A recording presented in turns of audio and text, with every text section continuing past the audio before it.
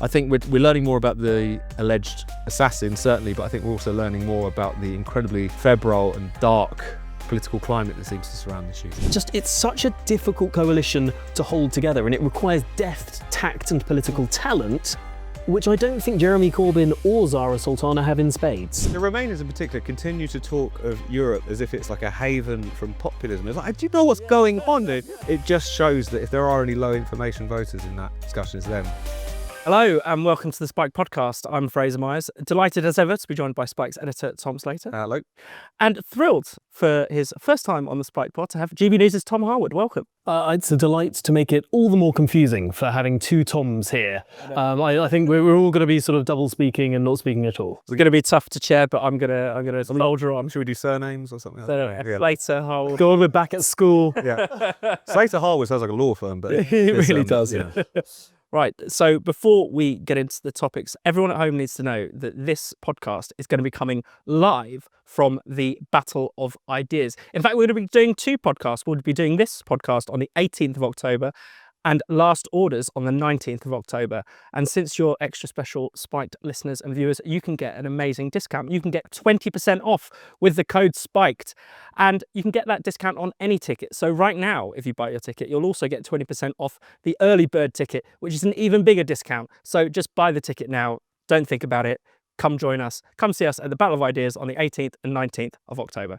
Huge week this week, so lots to talk about. We'll be discussing the ongoing fallout from the Charlie Kirk killing, the Trump state visit to the UK, and the hilarious collapse of your party.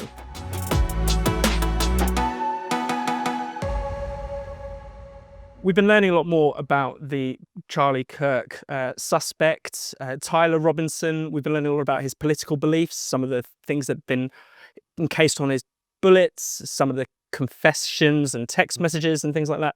Tom Slater, do you want to start off and tell us a bit about what we now know? No, absolutely. So he's now officially been charged with aggravated murder. It seems like they're going to be seeking the death penalty, and we now seem to know a lot more about what the alleged motive would be.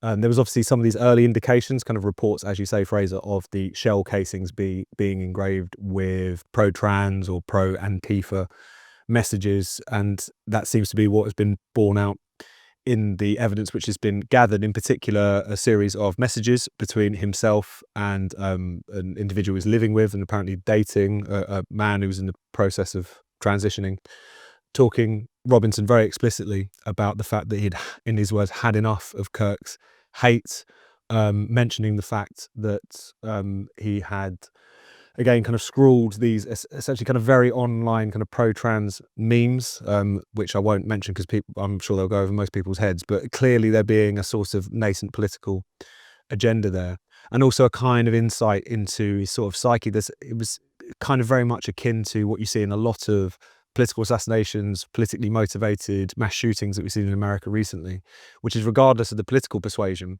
there's this kind of nihilism, very online, almost kind of giggling quality to it, which makes it even more unsettling. So it certainly seems, at least at this point, it's giving the lie to a lot of the deflections that were happening from many people on the American left, that we don't know what this possibly have been about, and maybe it was a MAGA supporter who got carried away. I mean, all the kind of slightly absurd things that were said in the wake of that horrendous assassination. And it's not only has allowed us to learn a lot more about what seems to have taken place here, but I think has also turned into a much bigger discussion about political violence and the question about whether or not particularly the American left are creepily enamored with it. Because if it was just this one individual, that would be one thing. But we've all seen polls in recent days. There was one that The Economist did with YouGov, which is essentially found, and this was done in the wake of the shooting or certainly around the time, that American liberals are essentially more than twice as likely to approve of political violence in certain situations. I believe it's 20% for liberals, about 7% for conservatives and moderates. And that particularly amongst the younger generation, it's very concentrated. So under 40, it's about 1 in 3 liberals who would support it in some circumstances. And I think it's important to stress, and we did touch on this on the podcast last week, but this particular form of political violence is almost the most chilling, because this is not an individual who held elected office or held power, who was an oligarch, who had any kind of power over anyone. Not to say that that justifies, gives a carte blanche to political violence, but you see the point I'm making.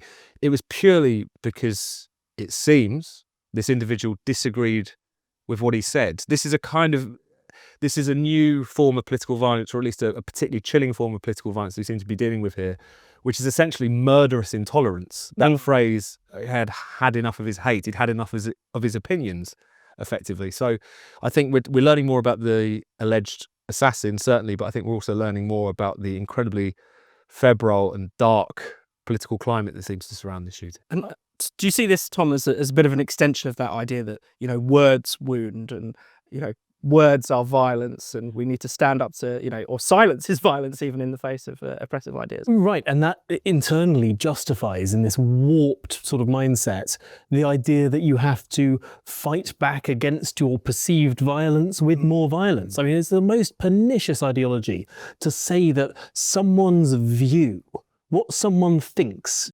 not what they do, what they think, can actively hurt you. I mean, if you are fed up of Charlie Kirk's opinions, don't go to the area where Charlie Kirk is speaking. Don't go and attend his debate or his rally. If you're really that upset with what he has to say, don't listen to it. Yeah. I mean, everyone has that option. Now, there are things that Charlie Kirk said that I agree with. There are things that Charlie Kirk said that I disagreed with. But my goodness me, one of the things that I found looking back over his debates and sort of his back and forth on college campuses, all the rest of it over the past years, is how courteous he is. How he's, when there's a person, because he wanted to debate liberals in good faith, find common ground, bring people forwards. When someone says, I'm a liberal, or I have different pronouns or whatever, he'd always tell the crowds, look, we outnumber them. Let this person have their say. And I just find it extraordinary that someone would have got to the level where that sort of discourse, I mean, having people exchanging ideas over microphones, I mean, that is violence? In what world? And what have you made of the sort of broader response to it, or I would say the bad kind of response? Because there has been, of course, a lot of magnanimous response to it on all sides of the political spectrum. But there has been this kind of ranging from gleeful celebration to outright misinformation. I think, number one, I'm very pleased that seemingly no one in any position of authority has celebrated this. The highest person in any position of authority is the incoming president of the Oxford Union. I mean, if that's as high as it gets, there's been no elected American politicians, there's been no state governors, if we're looking at the people who really are, it's random people on TikTok. It's lower level people sort of celebrating, which I think, conversely, it actually shows some signs of health, that people in positions of authority know that the right thing to do is to, I mean, the statements put out by Bernie Sanders, for instance, was actually very, very moving, and exactly the right tone for someone that had nothing to say that was agreeable with Charlie Kirk. But the statement that he put out, I thought, was very, very moving indeed. I think the more pernicious thing is the post-truth element. Strangely, in the left in America, they think they're immune to this.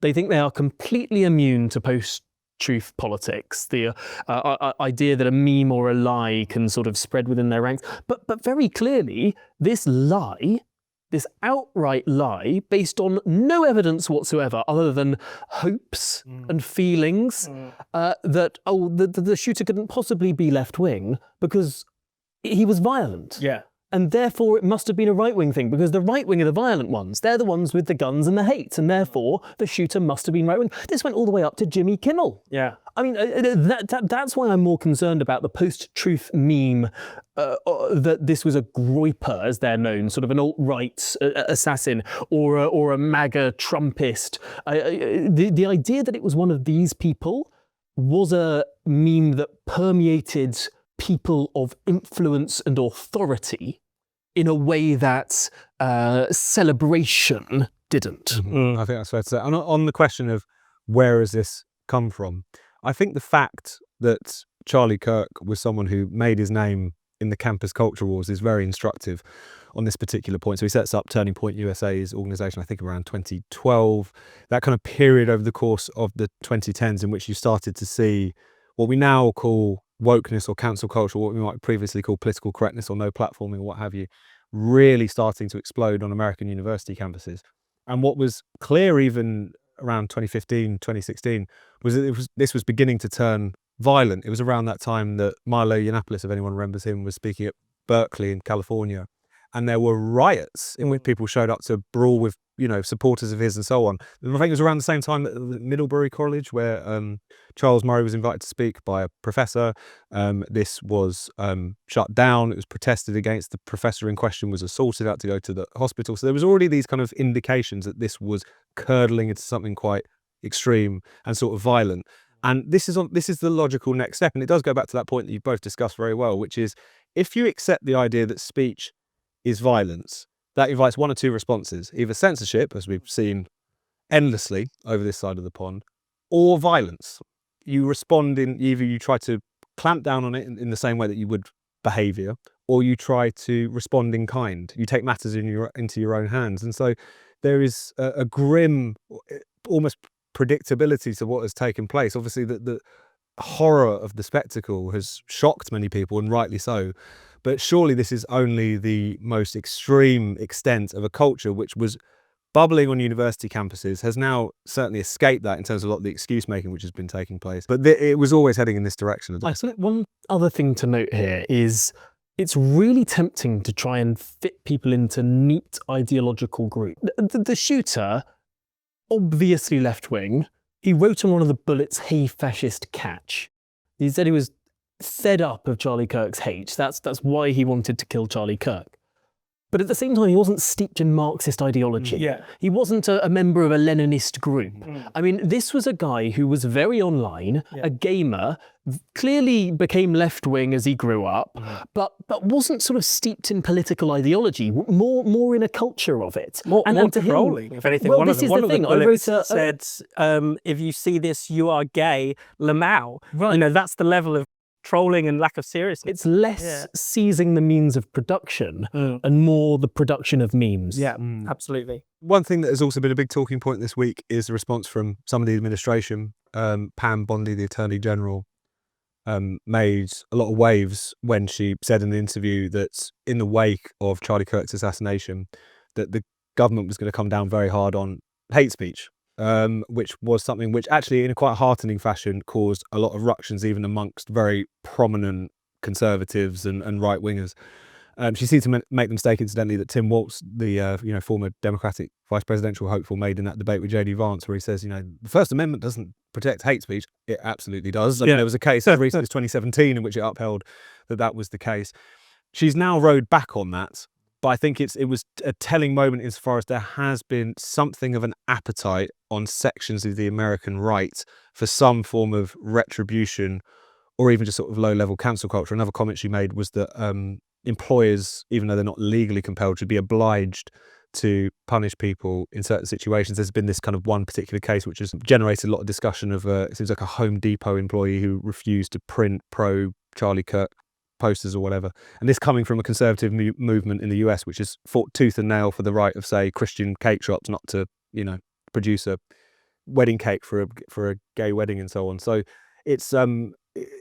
that's clearly going to be a fight on the American right. Is that, are they going to respond to this very much in the spirit that Charlie Kirk seemed to represent? There's a tweet of his from not too long ago saying that of course hate speech is free speech, or whether or not there is going to be this appetite which you see in sections of not just the American right, but the right more broadly these days, for sort of fighting fire with fire, for revenge. And I think that's going to really be where a lot of the discussion is, certainly where speech rights are concerned as we go forward. This episode of the Spike Podcast is sponsored by Shopify. Running a small business can be hugely rewarding, but without the help of a marketing department, graphic designers, and accountants, you can sometimes feel like you're on your own and you don't know how to grow. That's where Shopify comes in. Shopify is the commerce platform supporting millions of businesses all over the world, from small brands just getting started to established household names like Mattel and Gymshark. Shopify is who they trust to take their business to the next level. With Shopify, there's no need to learn tricky technical skills like graphic design or coding. Shopify's own design studio comes with hundreds of ready-to-use templates that speak to your brand from the start. If you need a snappy headline or sales pitch, Shopify's handy AI tools can generate polished content for your business at the touch of a button. It can even help you build social media campaigns to keep your customers in the loop. You'll feel like you've got a whole team behind you, even if you're the only person in your business. And the best part yet, Shopify offers world-class expertise on everything from supply chain management to international shipping. Whatever your business's needs are, you can rest easy in the knowledge that Shopify's got your back. If you're ready to sell, you're ready for Shopify. Turn your big business idea into cash with Shopify on your side. Sign up for your £1 per month trial and start selling today at shopify.co.uk/spiked. Go to shopify.co.uk/spiked. That's shopify.co.uk/spiked. Let's talk about the Trump state visit to the UK. We're currently on the second full day of the visit. I mean, I'd say it's probably going well as far as the ceremony is concerned, but there are some quite big issues that the US and the UK disagree on, and everything from free speech to Gaza to fossil fuels and energy. Tom, what have you made of it? It's been interesting, hasn't it? I was down in Windsor on the first day of the visit. Utterly coordinated. Yeah. So choreographed. Nothing could go wrong. Nothing could go out of place.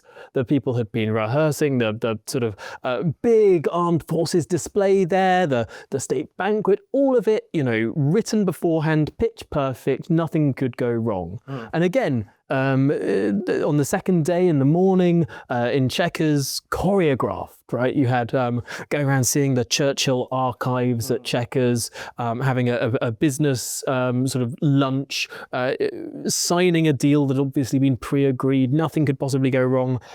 All coordinated until you get to the press conference. The moment we were waiting for. Right, and that is the point where there can't be control, because you've got the American press pack, you've got the British press pack, and you've got an American president who loves taking questions. Yeah. It's no 1-2, 1-2 done, as you sometimes see, as you saw with Emmanuel Macron, for instance. No. Trump took question after question after question. He clearly loves it. That's definitely his format. And it was interesting because, generally speaking, at least if you look at a lot of the, I don't want to say sympathetic media, because many of them have a cast iron responsibility towards impartiality, supposedly. But there was a kind of sense that Starmer got out of it intact.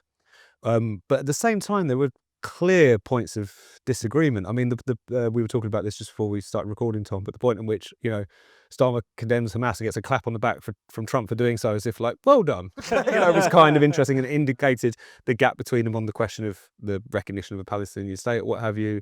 His call for drill baby drill to exploit the resources in Trump's beloved Scotland was very telling. The question of free speech bubbled up. The Mandelson thing, obviously Trump threw Starmer a bone by kind of pretending not to know who Peter Mandelson was, even though they were pictured together in the Oval Office not even a couple of months ago, at which Trump, fulsomely praised Mandelson's accent. So He said he was very handsome as well. there were elements in which obviously he kind of got out of it in one piece.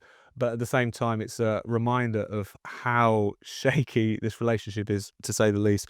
And, maybe it is just Keir Starmer's sheer powers of, I don't know, arse kissing or something that's worse, or It's not charisma, is it? the sheer beauty of his voice. But I do think there is something deeper that is, Donald Trump is genuinely a pro-British president. Yeah, I mean, that's true. He sees himself as ethnically British. He talked about that in his banquet speech on the first night. He kept saying, and actually in a way that I think no American president really has done before, at least not that I'm aware of, praising the British Empire for establishing sort of the structures of rights, of individual liberty, of what we all enjoy, frankly, what all of the wealthy countries in the world today enjoy. Yeah. And he had this sort of refrain about everywhere that once flew a British flag, the institutions that were built up underneath that flag, not least in a little place called the United States of America, are those foundational rights and liberties that we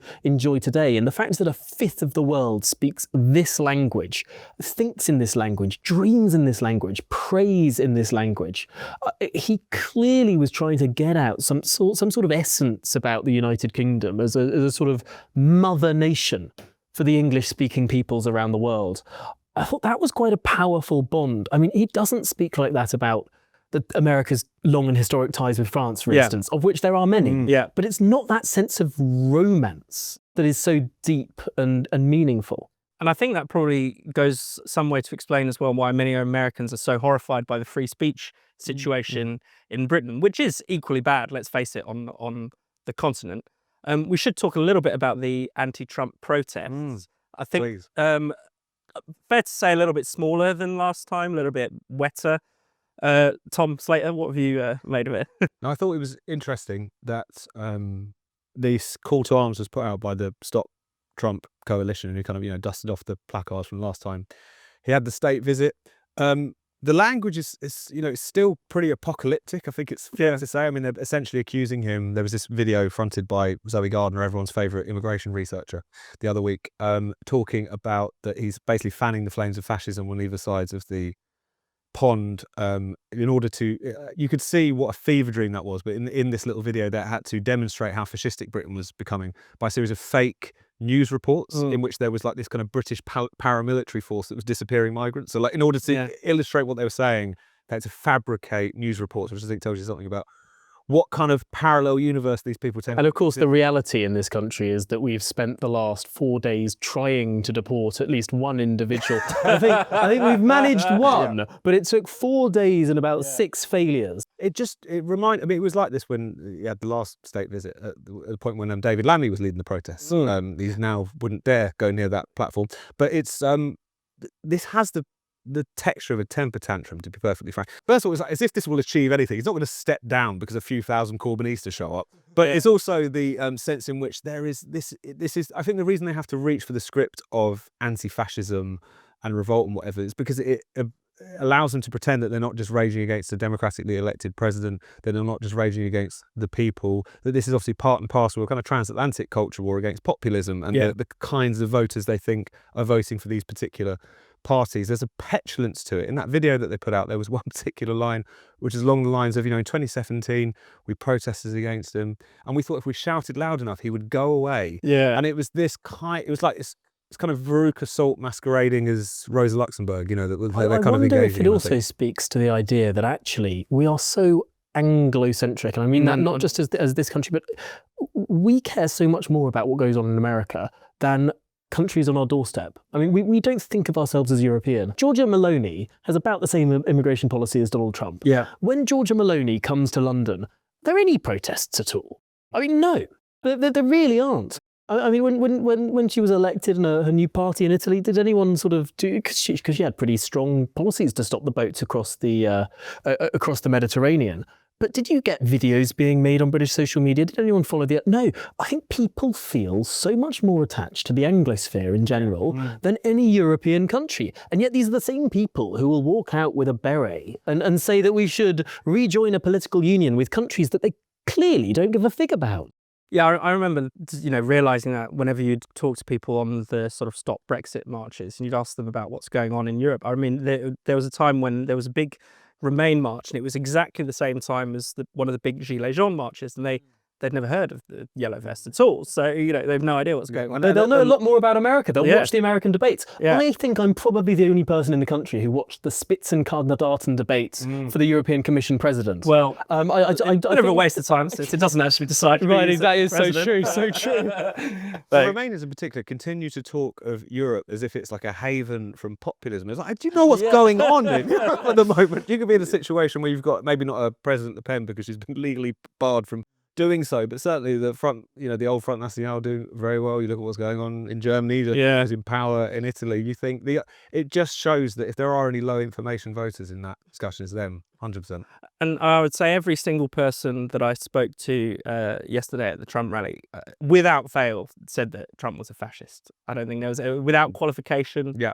Without any, that was quite eye-opening. Do you think one of the reasons why it was a bit smaller is that the Labour Party almost hasn't given permission for it? Last time round, you had people like David Lammy, now the Deputy Prime Minister, going out and about saying those same things. He said he would chain himself to Downing Street, which he didn't do, so he needs to be called out on that. Amazing. It's like all those people saying they'll move to Canada and they never do. Clearly, what you've had is a party that was very happy to bang the anti-Trump drum when it was politically convenient for them, and clearly they can make political capital out of that. They find themselves in power and they realise, actually, that is a terrible geopolitical thing to do. I mean, you've got a president who is predisposed towards this country, who is waging economic war against lots of parts of the world.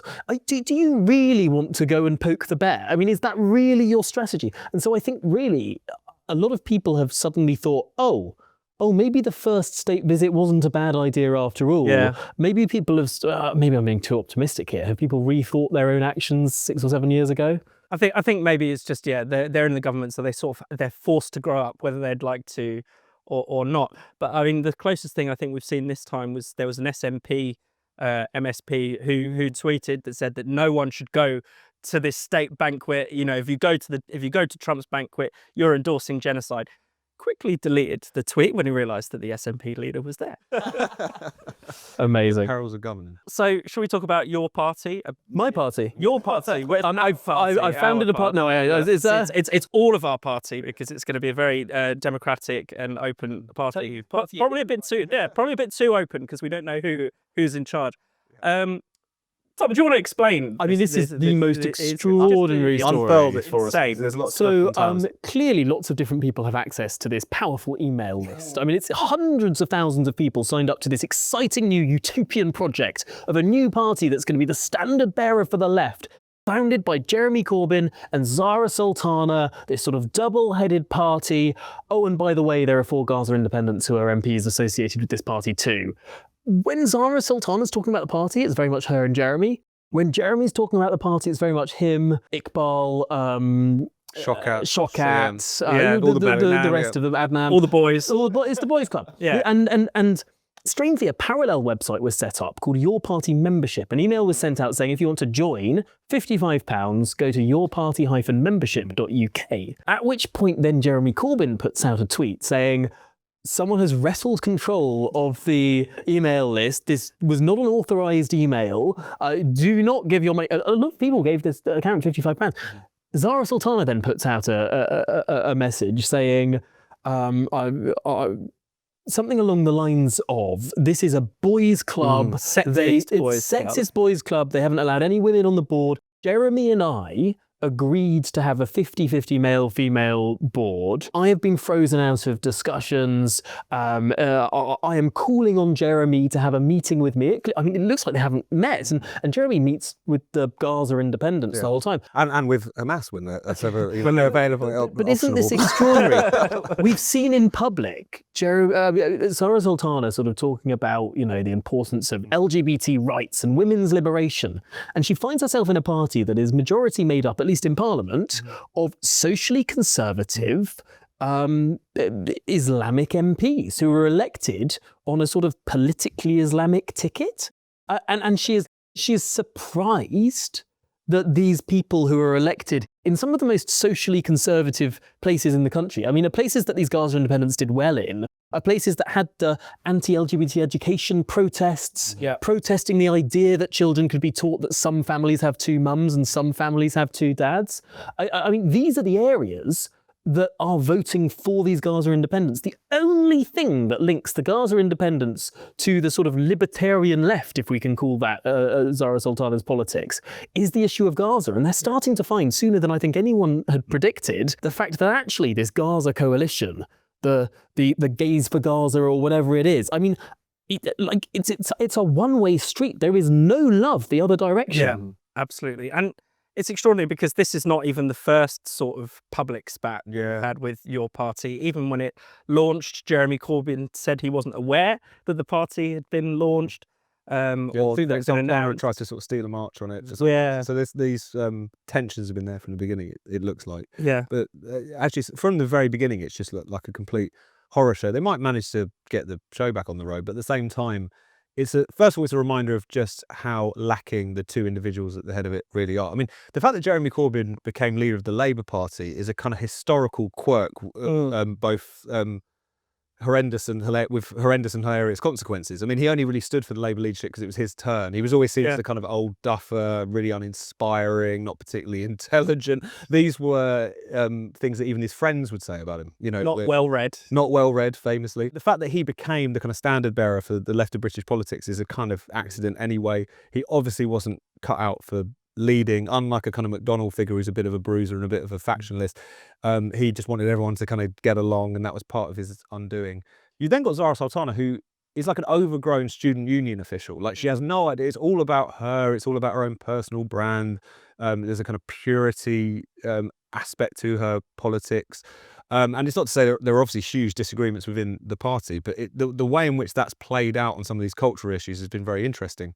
So particularly on the issue of transgender, you have seen quite openly Zara Sultana on one side saying that there is no place in progressive politics for anyone who doesn't believe that, trans women or women or what have you. You've got Adnan Hussein doing meetings in Blackburn with Jeremy Corbyn, who has openly talked about the fact that he's not willing to go along with that, and surely there should be space in the left for socially conservative people, and so on and so forth. So it's the depressing thing about it, aside from the kind of blow-ups in your party at the moment, but I worry that anti-Israel bigotry is so intense amongst these people that glue will hold for many of them. Like, aside from the kind of, Zara Sultana might march off in one direction or whatever, but for the moment that is so powerful, depressingly so, that it will keep the show on the road, not just with your party, but with the Greens who are going down a very That's the important road. point. And I think this is something that Owen Jones tweeted moments after Zara Sultana. I think a lot of the people on the far left of British politics were sort of a bit upset in a way when Zach Polanski became leader of the Green Party, not because they didn't like him, they like him, he's a good communicator, all of this sort of stuff. Persuasive. Very persuade your persuasive, breasts to grow cup size. Exactly. I mean, if that doesn't win the women's vote, what will? But did this idea then, is there going to be a deal between the Greens and your party? Where does your party sit in this? This might give permission for people actually to think, these people don't know what they're doing. They can't hold the show on the road. They can't hold this all together. Let's go to the Greens. And the Greens are doing some, I think, a much smarter job in holding the coalition together. You've got a guy called Mothan Ali, who is the deputy leader of the Greens, who is basically a Gaza independent, but a councillor. He shouted Allahu Akbar when he was elected as a councillor. This is for Gaza as well. He said, yeah. And when elected in Leeds. But strangely, what you've been able to do is have a bit more deft politics from the Greens being able to bridge gaps in a way that we just haven't seen in your party. I think perhaps one of the things is that Zara Sultana represents Coventry South.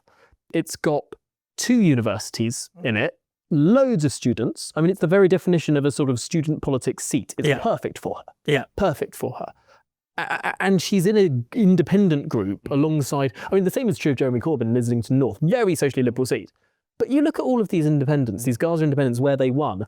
Look at the British Social Attitudes Survey or the census, or you look at sort of attitudes within those seats. Highly socially conservative, highly religious. Some of the least likely places in the country to want to go along with LGBT liberation, or however Zara Sultana would describe it. Let alone trans rights. These people don't support equal marriage. It's such a difficult coalition to hold together, and it requires deft, tact and political talent, which I don't think Jeremy Corbyn or Zara Sultana have in spades. That's a very kind way of putting it. Shall we talk very briefly about the one in, one out migration scheme? We've got a bit of time left. Yeah. At least one has gone out. There's at the time of recording, one person has gone out. 50,000 in. 50,000 in, one out. An Indian chap. He's being sent to France, and France are just going to instantly deport him to India, which I thought the deal was they were going to look after asylum seekers and house them instead of us. The scheme was derailed immediately by lawyers. We know about one man's case from Eritrea, 25-year-old. His mother paid for him to come over in a small boat.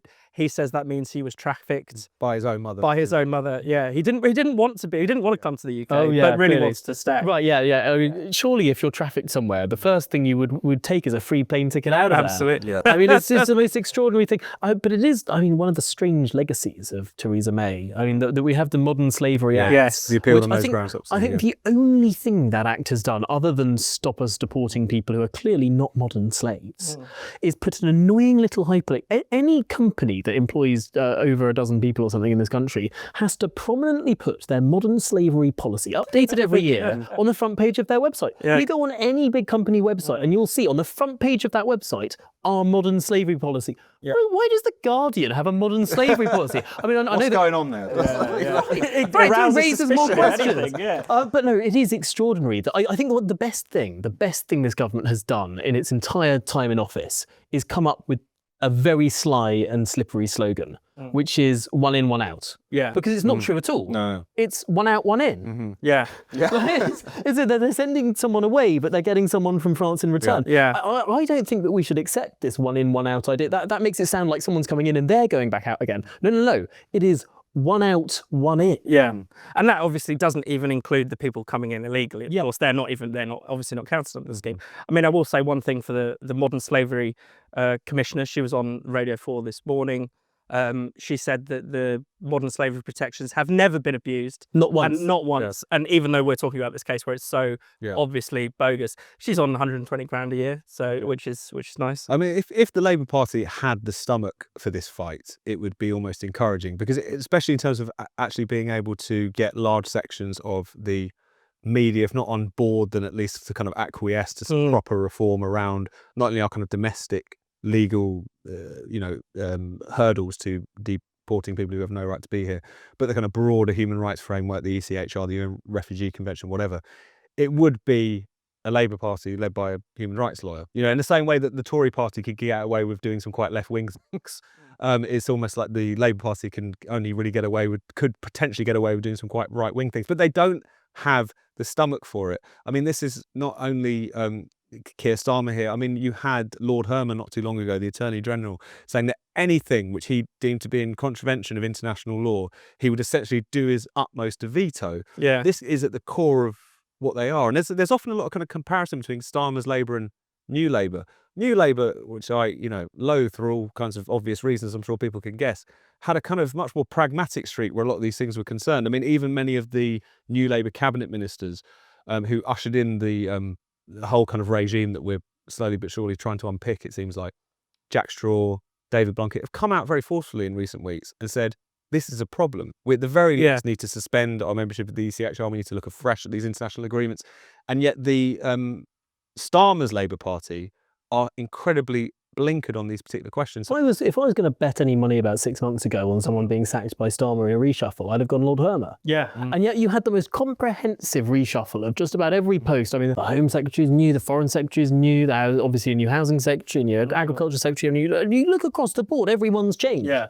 But one person who's kept his job is Lord Herman. And this is despite, I know for a fact, there are people sitting around that cabinet table who loathe his presence in the room. Yeah. Who think that he sees his job as blocking, as stopping. Yeah. And yet, isn't it strange that he's kept his job? There are a lot of people who like that job. Emily Thornberry would love that job. She, of course, was sacked in order that Irma got it. But why put Shabana Mahmood as Home Secretary if you're going to keep Lord Herman as Attorney General? Yeah. I mean, Just to frustrate her, essentially. it seems like a very, very odd decision. Perhaps it's an insight into what Sir Keir Starmer really thinks beyond the sort of pragmatic or political decisions. Where does he ideologically sit alongside Lord Herman? Thank you so much for watching the Spiked podcast. We'll be back at the same time next week.